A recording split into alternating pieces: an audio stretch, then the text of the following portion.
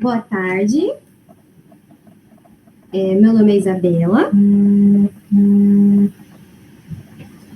Eu sou monitora de Sociologia e nós vamos agora começar a revisão para o Enem de Sociologia. Qualquer coisa é só mandar aqui no chat que eu respondo, tá bom? Então, vamos lá. Os contratualistas. Deixa eu abrir aqui. Os contratualistas. O contrato social, ele é um instrumento que estabelece os direitos e deveres. Ele fundamenta o direito dos homens a viver sobre o regime de leis, através das quais é determinado a cada um o que é seu e assegurado contra a usurpação por parte de todos os outros. O contrato, ele constitui um meio de socialização sob o domínio de um princípio de direito, tá? Que é expressa a vontade ou consentimento racional de todos os participantes. Por que eles quiseram criar o contratualismo? Porque não existia uma sociedade, assim, existia uma sociedade, mas ela não tinha as leis necessárias para um convívio. Ou seja, aqui é vontade consensual e consentimento. As pessoas não podiam pensar, não eram livres para pensar. Vallon, ele diz o seguinte, que a doutrina que abarca as teorias políticas que situam a origem da sociedade e a fundamentação do poder político em um pacto social também é chamado de contrato, dando o termo contratualismo. Então, vem daí o contratualismo. Esse pacto, ele representa um acordo entre os indivíduos de uma mesma localidade que farão parte de um corpo político. Ou seja, o corpo... Vamos dar um exemplo mais fácil. A política dos Estados Unidos é a mesma que é utilizada aqui no Brasil? Não. É a mesma que é utilizada na Rússia? Não. É o mesmo que é utilizado em Cuba, que é um exemplo que a gente vai falar daqui a pouco? Não. É totalmente diferente. Na verdade, são 3 principais contratualistas, e Hobbes, Locke e Rousseau, mas hoje a gente vai falar apenas de Rousseau e Locke, porque eles são os que mais caem no Enem, tá certo? Vamos começar lá. Então, Jean-Jacques Rousseau, ele nasceu em 1719 e morreu em 1778.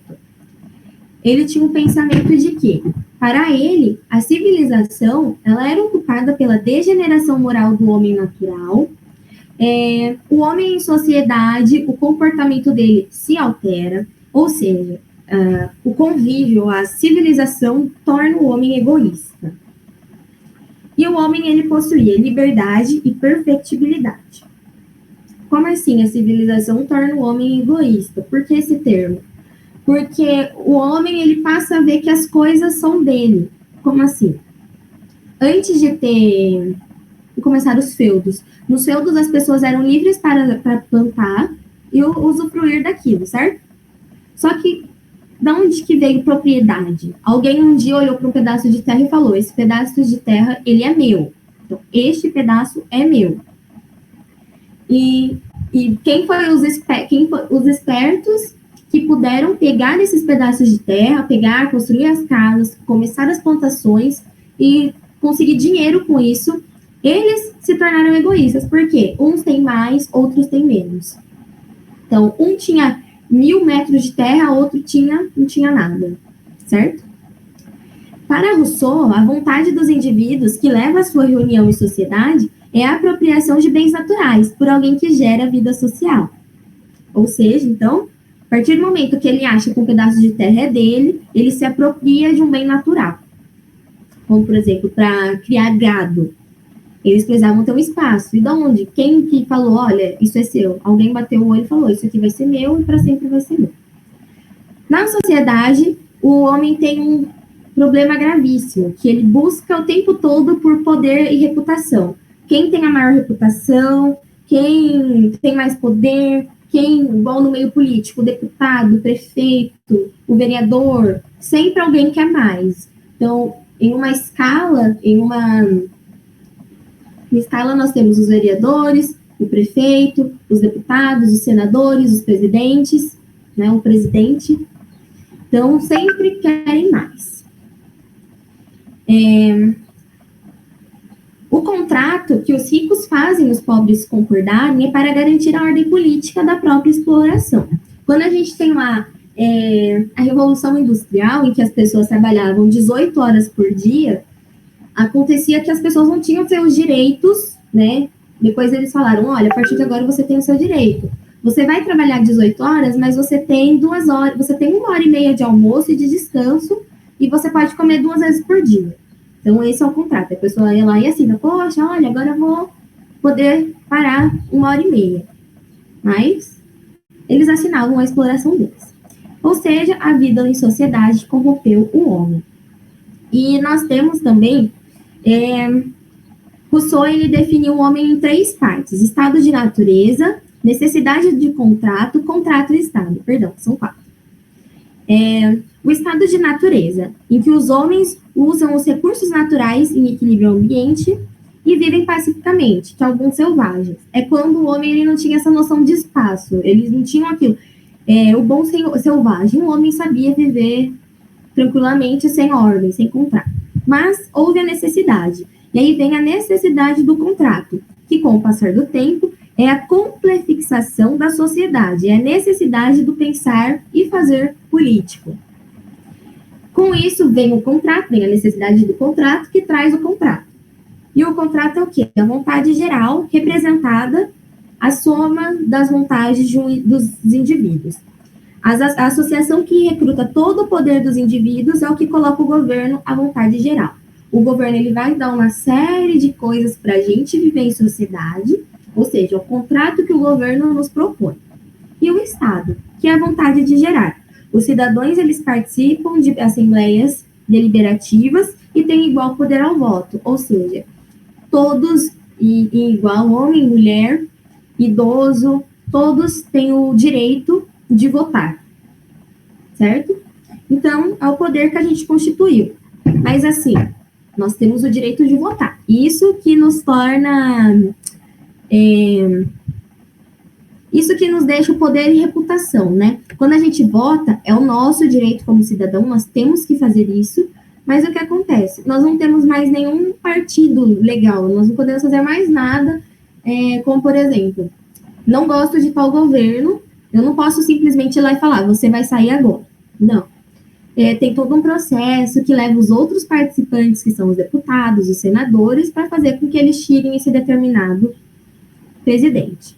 Para isso que servem esses postos, né? Esses postos de deputados, de presidente, porque eles representam nós, então nós temos 18 deputados que representam os cidadãos, né?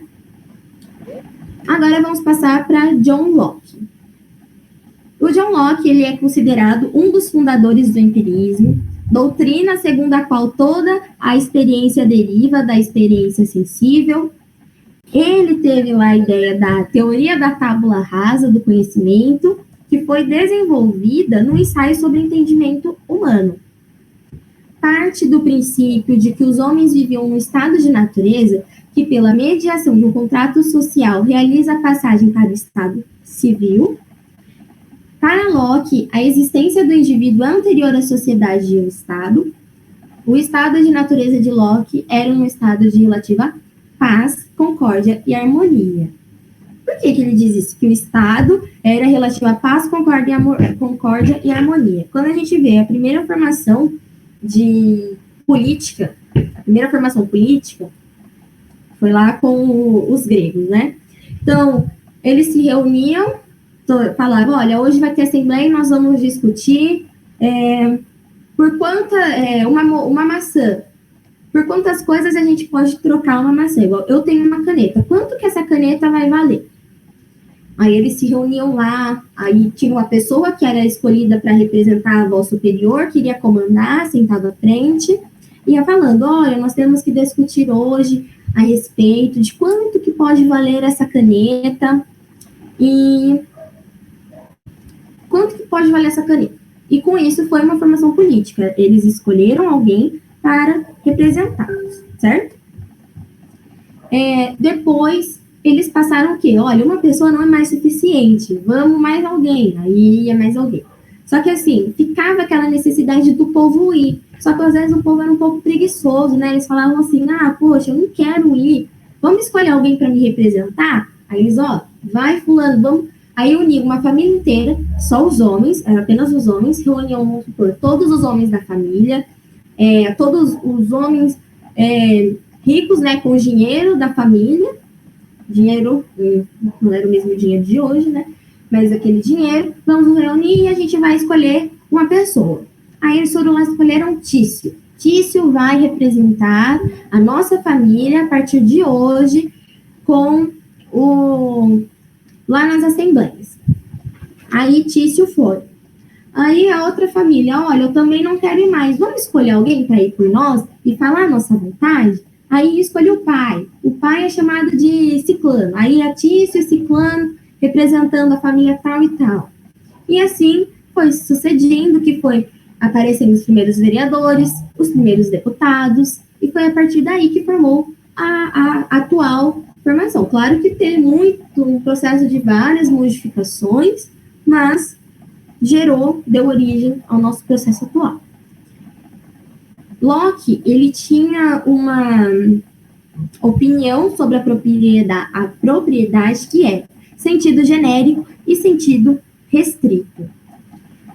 Por quê? Porque para ele o trabalho, na concepção dele, era o fundamento originário da propriedade. Então, você só pode ter uma propriedade se você tiver um trabalho. E a propriedade para ele era limitada e ilimitada. A propriedade limitada era baseada no trabalho, que passou a ser a propriedade ilimitada, que é fundada na acumulação. Ou seja, quanto mais você ganha, mais você pode ter. Então, limitada porque antes você já tinha, acabou, não pode ter mais. Só que aí as pessoas começaram a guardar muito dinheiro, a ter mais dinheiro. Então, se eu tenho mais, eu posso comprar uma outra casa. Então, você podia comprar uma outra casa. Se eu tenho mais dinheiro, eu posso comprar um outro carro. E assim sucessivamente. E depois, nos mesmos 4 meios que Rousseau falava, Locke também tem a opinião dele, que é a seguinte. Para Locke, cada homem tem direito à sua pessoa e ao que produz como seu trabalho, que é a prosperidade privada. Como assim? Como assim? Se eu planto milho, eu tenho direito a comer o meu milho, certo? Porque em outros pensamentos, não. Se eu planto milho, mas eu não tenho condições de comprar esse meu milho, então eu só vou vendê-lo, não posso comê-lo, não posso usufruir dele. E a força, ela pode ser usada em legítima defesa. Depois, a necessidade de um contrato, ele diz que nem todos observam os limites individuais e a necessidade de garantir a segurança dos indivíduos e a propriedade. Porque antes, assim, qualquer um podia chegar e falar, olha, essa casa é minha. Pô, mas essa casa é do Tício. Não quero saber, agora ela é minha. Então, para proteger isso, o Locke pensava, vamos criar um contrato para que isso não aconteça mais. E aí vem o contrato. E com o contrato vem a transferência do poder individual para o Estado, como, por exemplo, nós temos um carro. Eu tenho um carro. Eu tenho um Fusca. Se eu não pago o IPVA do meu Fusca, se eu não pago o documento, eu não posso andar com o meu Fusca pela rua. Se eu ando com ele, a polícia pega, leva lá para a garagem. Se eu não tenho o dinheiro para retirar ele de lá e para pagar o meu documento e o meu IPVA, eles vão leiloar este veículo e o dinheiro do leilão do meu veículo vai para o Estado, certo? Então, a gente transfere o nosso poder para o Estado. Por quê? O Estado, deixa eu explicar de uma forma melhor, calma que eu me embananei. Como assim? A partir do momento que eu compro meu carro e eu não pago os meus deveres para com esse carro, o governo tem direito a retirá-lo de mim. E eu sou convicta disso. A partir do momento que eu compro um carro, eu fico ciente disso. E o Estado deve usar esse poder para preservar a liberdade e a propriedade do cidadão. Então, a partir do momento que eu dou o meu poder para o Estado, eu fico igual no berço. Então, o Estado que me move. Então, se o Estado falar que eu vou pagar R$7 no litro da gasolina, eu vou pagar R$7 no litro da gasolina. Ou eu fico sem andar, entendeu? Mas também, como por exemplo, liberdade. Todos nós temos o direito à liberdade, certo? Mas nós não podemos ofender a honra de uma outra pessoa. Se nós ofendermos a honra de uma outra pessoa, nós estamos desrespeitando o Estado. E o Estado pode intervir neste sentido, tá? E também, eu sou livre e eu tenho direito às coisas, mas eu queria um Porsche. Eu não posso dar um Porsche, eu vou lá e eu roubo. Só que como eu dei eu assinei lá pro Estado, né? Falei, ó, se eu fizer coisa errada, você pode me prender. Então, eu roubei o Porsche, o Estado vai lá, olha, Isabela, infelizmente, você está sendo presa. Não é assim que acontece, mas vamos, né, é um argumento. E depois, o que o Estado pode fazer com isso? O Estado, ele deve respeitar a lei natural, que é o direito à propriedade da pessoa e à prosperidade. É o direito à própria pessoa e à prosperidade, ou seja, eu tenho direito sobre a minha pessoa, certo? Eu sou livre para ir e vir, eu sou livre para falar, sou livre para estar dando essa monitoria agora, essa revisão, sou livre nas palavras que eu posso usar, e eu também posso ter minha casa, independente se eu ganho R$1.000 ou se eu ganho R$1.000.000, eu posso ter minha casa, o que não acontecia antes. Se você não tem uma renda acima de X, você não pode ter a sua casa, você não pode ter o seu carro. E aí vem também a separação dos poderes, executivo e legislativo. Eles separam isso, certo? Então, nós temos a Câmara Municipal, que cuida de tal coisa, nós temos a Câmara dos Deputados, que cuida de X coisa, nós temos a Prefeitura, onde é a casa dos prefeitos da cidade, que cuida de tal coisa. Nós temos as empresas, as privadas, as empresas, elas cuidam de tal coisa. Nós podemos fazer parcerias igual. Na minha cidade tem 5 praças abandonadas. E eu quero construir um prédio de 27 andares. Eu vou lá e falo, olha, para eu poder pagar menos imposto sobre a construção do meu prédio de 25 andares, eu vou revitalizar para você essas 5 praças. Aí o prefeito fala, não, tudo bem. Aí é parceria público-privada, né? Uma coisa super legal. E as assembleias de homens, que é o parlamentarismo. O Estado tinha direito de falar. Neste momento, né, o Estado lá, quando foi criado o Estado, quando foi criada essa separação dos poderes, as mulheres, os idosos, eles não tinham direito ao voto. Então, apenas os homens. Então, os homens, eles podiam participar dessas assembleias. Hoje não, eu posso ir em qualquer assembleia administrativa ou não. Eu posso ir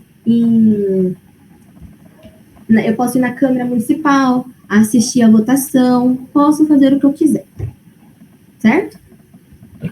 Agora nós vamos passar para os movimentos sociais. O que são os movimentos sociais? Os movimentos sociais, eles podem ser definidos como grupos da sociedade que buscam promover mudanças sociais e políticas. Eles defendem os direitos dos cidadãos e lutam por mudanças sociais e políticas, defendendo os direitos sociais garantidos a todos. Olha como une a criação do contrato, certo? O contratualismo com os movimentos sociais. Por quê?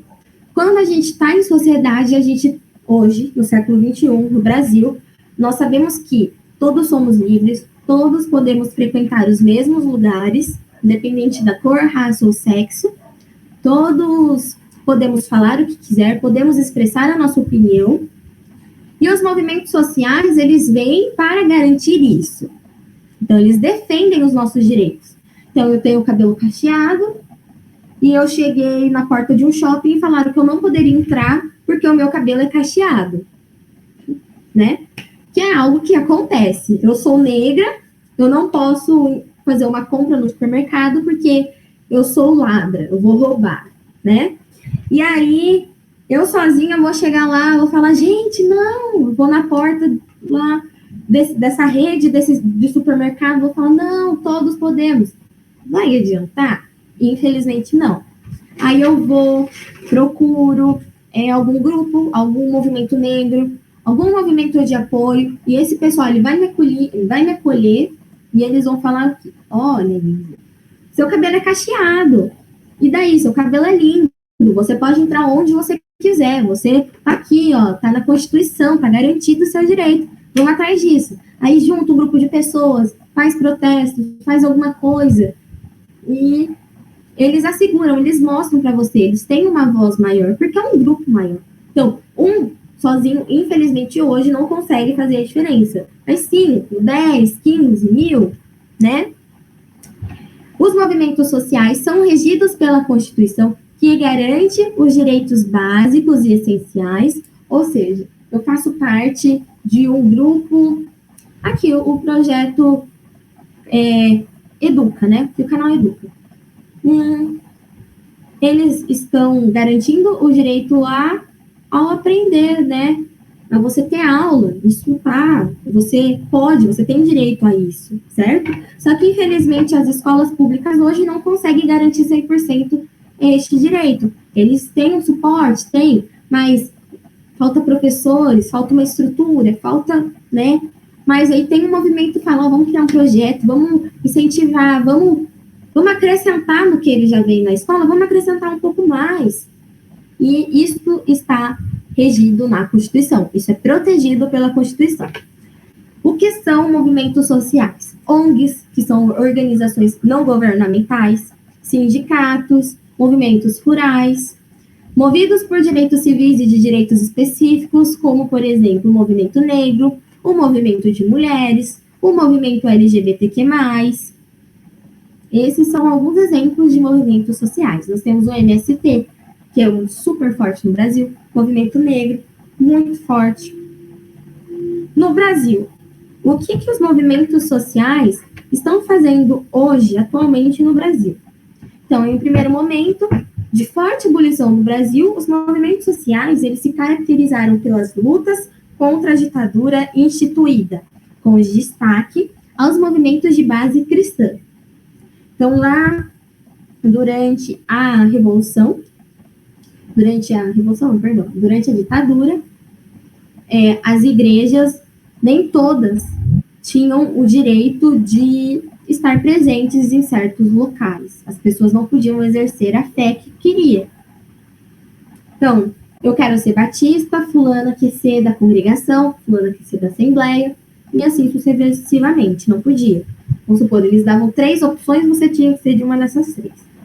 Então, as igrejas, elas viam que as pessoas estavam sofrendo, elas uniram forças e foram defender as pessoas, certo? Então, começou dentro de igrejas, como, por exemplo, minha igreja tem um assistencialismo, que leva a cesta básica. Isso é uma forma de você é um movimento. Tem um grupo de mulheres que leva alimento todo mês para um grupo de pessoas.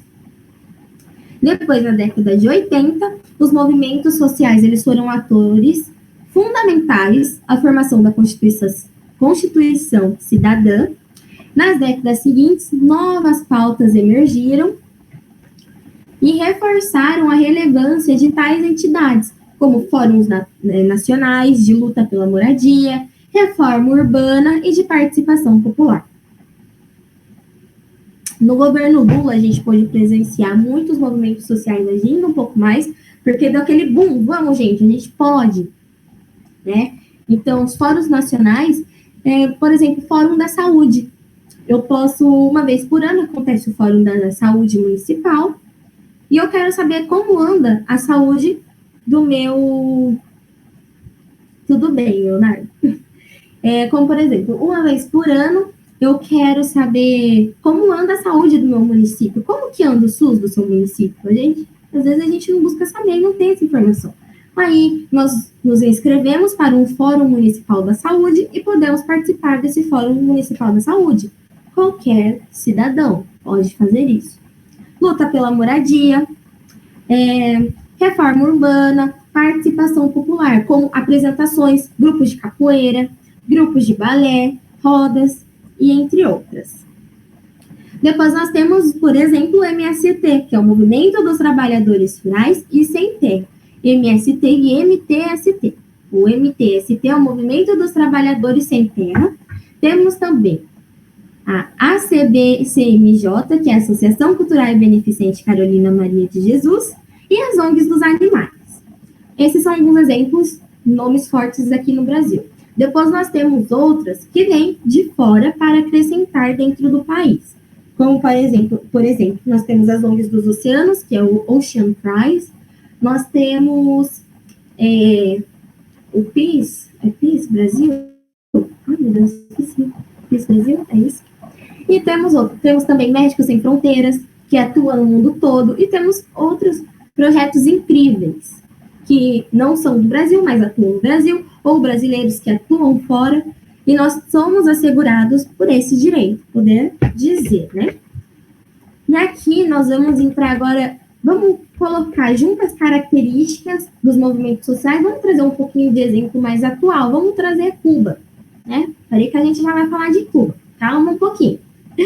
Quais são as características dos movimentos sociais, gente? Primeiro, eles estão diretamente ligados à resolução de problemas sociais. Então, por exemplo, toda cidade tem um CREAS. O CREAS é um serviço de assistencialismo ao município. Eu estou com problemas com meu filho e meu filho precisa de um psicólogo. Então, eu vou passar no médico, eu vou ser encaminhada a um CREAS ou a um CRAS, e ele vai me encaminhar para um psicólogo, e de lá eu vou ter acompanhamento com o assistente social, e vou fazendo um trabalho assim. Só que aí o CREAS, que deveria me atender, disse que eu não posso fazer parte disso, que eles não vão me atender. Aí eu chego na prefeitura, alguém fala, olha, infelizmente, se o CREAS disse isso, eu não posso fazer nada. Aí, poxa, fui na prefeitura, fui no CREAS, falando que não pode. Você procura um serviço de assistencialismo. Vou lá na associação escolar, porque meu filho está na escola, ele precisa, tá atrapalhando o desenvolvimento dele. Vou na associação escolar, eles vão falar, não, a gente vai conseguir sim. Então, estão ligados à resolução de problemas sociais. Aí nós temos a Alian Tourini, que diz que os movimentos sociais são entidades de mediação. Então, eu tenho a periferia, tem um problema de moradia, e como que a gente faz? Junta um grupo, e esse grupo vai levar até os ordens maiores, que seriam o prefeito, vai levar até um vereador, a ideia, olha, vamos fazer um projeto de casa? Vamos fazer um projeto assim, assim, assado? E, então, mediação. Eles levam o conflito até os prédios públicos, né? Até os maiores. Nós temos ações coletivas, como, por exemplo, todo sábado nós vamos estar aplicando injeção anti-sarna nos animais. é uma ação coletiva. Todo sábado vamos estar nos reunindo e distribuindo roupas gratuitas, né? As ONGs, elas são organizações não governamentais, ou seja, elas não estão ligadas ao poder público, porque não recebem para isso, recebem, mas de outra forma. Como que as ONGs elas se organizam? Elas se organizam para promover mudanças, prestar assistências a grupos e a realidades sociais específicas, podendo atuar em áreas como saúde, meio ambiente, animais, educação, e também temos os movimentos rurais, que são os movimentos dos campos, que lutam contra a troca de mão de obra humana por máquina, além de questões como a reforma agrária, produção industrial. Os movimentos do campo, os movimentos rurais, eles começaram, se eu não me engano, é o movimento mais velho que tem. Por quê? Quando houve a Revolução Industrial, que teve o êxodo rural, em que as pessoas saíram do campo para trabalhar nas cidades, e aí, vejam comigo, eu tinha minha casa lá no campo, só que daí não estava dando tanto lucro a minha plantação de milho, então eu saí e vou para a cidade atrás de um emprego para trabalhar como tecelã. Aí eu chego lá, 20 pessoas a mais tiveram a mesma ideia que eu, só da minha cidade, lá do meu campo. 20 pessoas. Só que daí, da região inteira, 1.000 pessoas tiveram a mesma ideia de sair das suas casas e irem para as cidades. Onde que essas pessoas iriam morar, gente? Onde que vai morar todo esse povo? Porque eu não vendi minha casa lá. E eu não tenho dinheiro para comprar outra aqui. E aí que vem a verticalização das cidades, que é quando as pessoas vêm morar no morro, né? Morar nas zonas que não valiam nada para os ricos naquela época. E vem aí a criação de comunidades, das favelas, né, das comunidades, e muitas pessoas vieram de fora. Se a gente chegar lá e falar, olha, você nasceu aqui? Não, minha mãe veio de tal lugar. Não, meu pai veio de tal lugar. Então, é o êxodo rural que ocorre também, que ajuda na formação da verticalização da cidade. E aí, passaram a não precisar mais desses 1.000 trabalhadores que vieram e despediram todos, ficou com 2. De 1.000, eles ficaram com 2. Nossa, cara, e aí, tem que voltar para lá. Só que daí eu chego lá, não estão pesando mais no meio do meu trabalho do campo. Eu ia lá com o meu aradinho, o arado que os americanos trouxeram para o Brasil, ia com o meu aradinho lá, empurrando ele. Colocava meu cavalinho lá para empurrar o arado, mas eu tinha que estar perto. Agora não, agora uma máquina inteira roça muito mais que eu, ara muito mais que eu. Só que isso, gente, às vezes não é bom, porque o pequeno produtor, o que ele faz? O que acontece? Plantação de soja, são quilômetros e quilômetros, tudo bem. Agora a minha roça de milho, o que eu faço? E aí eu vou atrás de um movimento para me ajudar a adentrar de novo no meu trabalho, a poder voltar a produzir na minha terra e a conseguir vender. E aí, por exemplo, nós temos as feiras dos agricultores, que as cidades pegam pessoas locais que plantam, que cultivam, que fazem um doce, fazem uma pamonha, faz um doce de abóbora e põe essas pessoas para vender, dá oportunidade para todos. Aí que vem lá o problema de Cuba. Vamos trazer aqui, Cuba, as características dos movimentos sociais. Nossa, Isabela, mas por que Cuba? Gente, Cuba passou na mídia no começo do ano, tá? Pode ser tema de redação, pode cair alguma coisa. Geografia, sociologia, Cuba pode entrar muito em algo, tá? O que aconteceu em Cuba? Houve protestos em Cuba. E o porquê desses protestos? Por que é tão difícil, com tanta participação e interferência dos Estados Unidos, os cubanos... Cuba está nesses assuntos de acabar com a ditadura, né? Cuba mantém um regime fechado que não respeita as liberdades fundamentais, que apesar de apresentar índices socioeconômicos impressionantes, como, por exemplo, saúde, a gente sabe muita gente, a educação em Cuba, por exemplo, é muito boa, tem muito médico em Cuba, porque a educação não está entre 100%, mas é boa. A saúde lá, todo mundo tem direito à saúde, tá? O SUS lá funciona, o nosso funciona, precisa de mais administração, tá? Mas é um projeto muito bom. Mas em Cuba ele realmente funciona, não tem fila de espera, tá? E Cuba tem o índice mais impressionante em saúde e educação da América Latina, gente. Um dos melhores aqui da América Latina, tá? O problema é que essa postura confrontacional dos Estados Unidos de domínio e supremacia sobre Cuba dificulta as relações. Agora, em 2021, Cuba passou por um dos seus maiores protestos de população dos últimos 62 anos, desde que a Revolução Cubana foi implantada em 1959 por Fidel Castro. Ele faleceu em 2016, isso é importante saber, tá? Fidel Castro, um nome super importante. E as manifestações, elas começaram no dia 11 de julho de 2021 contra o governo de Miguel Dias. Aí houveram vários participantes e eu peguei um pedacinho da fala de um dos participantes desse protesto, que ele disse o seguinte: vimos o protesto nas redes e começou a sair gente. Hoje é o dia que não aguentamos mais, disse esse jovem por telefone. Ele disse também: não há comida, não há remédio, não há liberdade. Eles não nos deixam viver, já estamos cansados. Gente, Cuba demorou muito para ter internet lá. E durante esse protesto, o pessoal fez live via Facebook, via Instagram, e aí o governo foi e cortou a internet. Para vocês terem ideia, 2016 que chegou 4G, não, chegou 3G em Cuba. A internet demorou muito para chegar a internet via cabo, para você usar o Wi-Fi, demorou muito. E o 4G só chegou em 2016, para vocês terem ideia.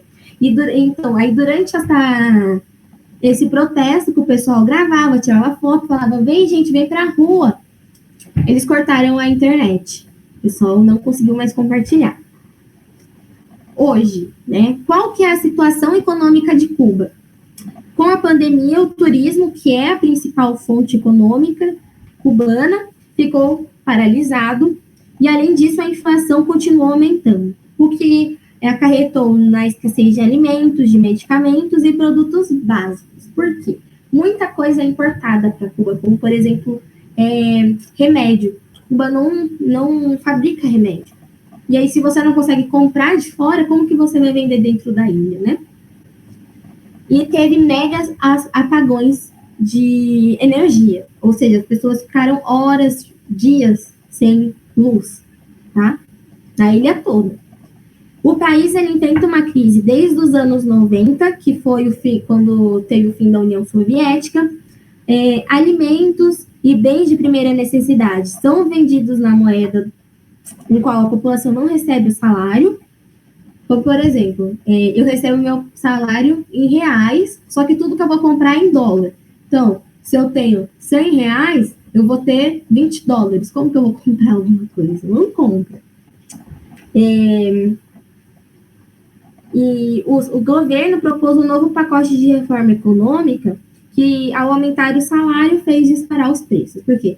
Eles acreditam que se a pessoa ganha mais, pode gastar mais, então vamos subir. Mas não era assim, porque se eu ganho mais, é que eu consigo converter a minha moeda.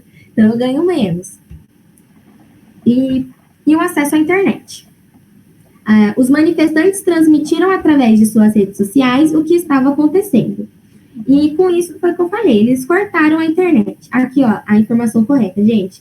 A internet chegou em Cuba em 2015 e chegou como 3G em 2018.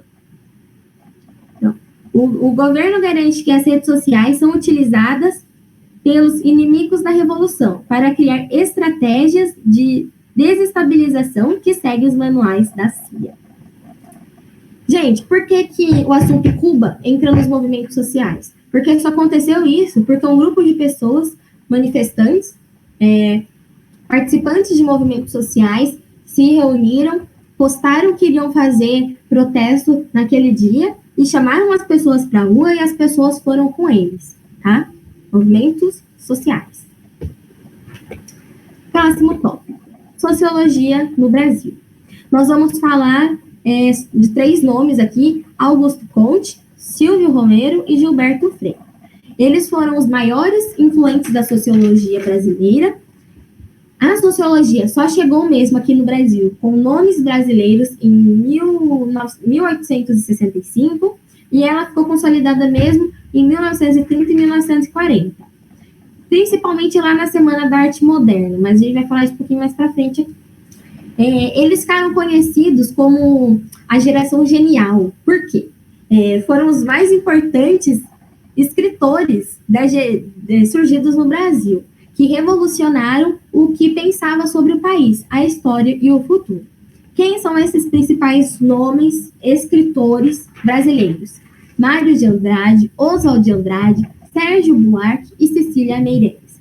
Quando a gente estuda Semana da Arte Moderna, que é muito importante, semana de 28 de fevereiro, é muito importante porque cai no Enem, Semana da Arte Moderna.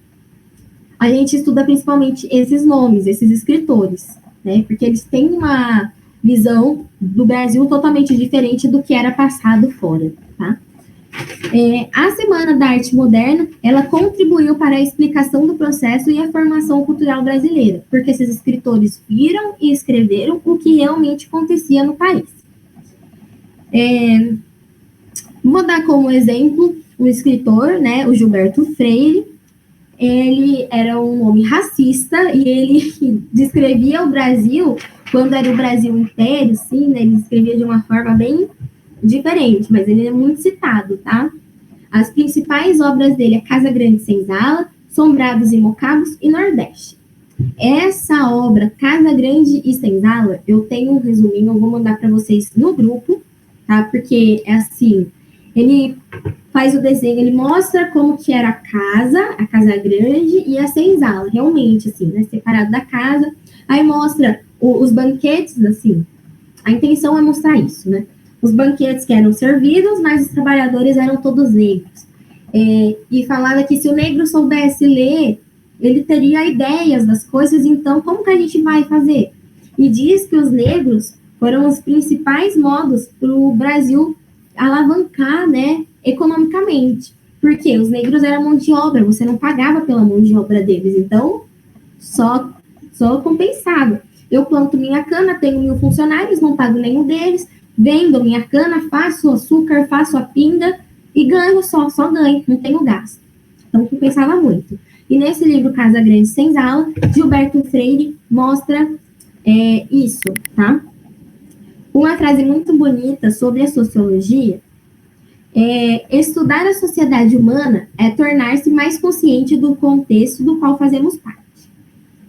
Então, se eu sei ler, eu sei pensar. Se eu sei pensar, eu sei falar. Eu falando, posso mudar o que está acontecendo. Nesse livro, Casa Grande e Senzala, deixa eu explicar melhor para vocês. Ele fala sobre a formação da sociedade brasileira, ele é estruturado em 5 capítulos, os quais fazem a análise de 3 povos que constituíam o Brasil, o negro, o português e o indígena. Ele defendia a miscigenagem e ele falava que os brancos não tinham que assumir filho dos índios. Como assim? Um branco podia abusar de várias mulheres, podia engravidar elas e pôr os próprios filhos para trabalhar, porque ele tinha direito. As mulheres indígenas, como elas eram frutos do Brasil, elas poderiam ser usadas a qualquer momento, da forma que eles quisessem, porque elas eram deles, tá? Então, ele defendia que isso era necessário. E ele tentava provar a superioridade da sociedade brasileira e americana no aspecto racial. Então, negros não eram nada. Gerou muita polêmica esse livro dele, porque ele falou algumas frases como, por exemplo, o brasileiro parece-nos injusto acusar o português de ter manchado com instituições que hoje tanto nos repugnam. Sua obra grandiosa de colonização tropical, porque era uma coisa muito certa, era muito certo o português vir explorar do Brasil e levar as riquezas para fora. Gilberto Freire, gente, ele nasceu no Brasil, ele era filho de ricos, o pai dele tinha produção de café e de cana. Ele foi para os Estados Unidos estudar, onde ele fez sociologia, e também ele era formado em Direito, e ele veio para o Brasil e começou a escrever o que ele via aqui para contar para os amigos dele. E também, quando ele estava nos Estados Unidos, ele escrevia para contar como que era a vida no Brasil, tá? O meio e as circunstâncias exigiram os escravos. Então, o índio, ele não prestava para nada, ele não sabia fazer nada. Então, a gente traz escravo porque a gente não paga para o escravo negro, a gente traz eles de outro país, eles não sabem falar, eles não sabem a língua daqui, eles não entendem o que acontece, então, serão eles mesmos. E ele diz, tenhamos a honestidade de reconhecer que só a colonização latifundiária e escravocrata teria sido capaz de resistir aos obstáculos enormes que se levantaram à civilização do Brasil pelo europeu. Só que aí, gente, a gente tem um cara que chama Bresser Pereira. Ele que contradisse tudo que Gilberto Freire disse, tá? Aí ele diz sobre esse livro Casa Grande Senzala. Em síntese, um grande livro. Um livro que ajudou poderosamente a definir a identidade nacional brasileira. Um livro conservador, mas corajoso. Um livro radicalmente contrário ao racismo, mas legitimador da escravidão. Um livro que nos dá uma visão extraordinária daquilo que se propôs, a vida social e sexual na colônia e no império, mas uma visão equivocada da economia desse período. Por que ele diz isso? Porque Gilberto Freire dizia o seguinte, o português sai lá de Portugal, deixa a mulherzinha dele lá, que era o objeto sexual dele, deixa lá em Portugal, como que ele vai se satisfazer aqui no Brasil? Ele tem sim que usar as índias. Tá? Então, ele defendia isso, tá, gente? Sim, isso é certo, né? Na visão dele era certo. Por hoje, é isso. Acabamos a nossa pequena revisão. Qualquer dúvida, vocês me chamem. Estou 100% à disposição de todos. Tá bom? Tentem assistir alguns livros sobre protestos em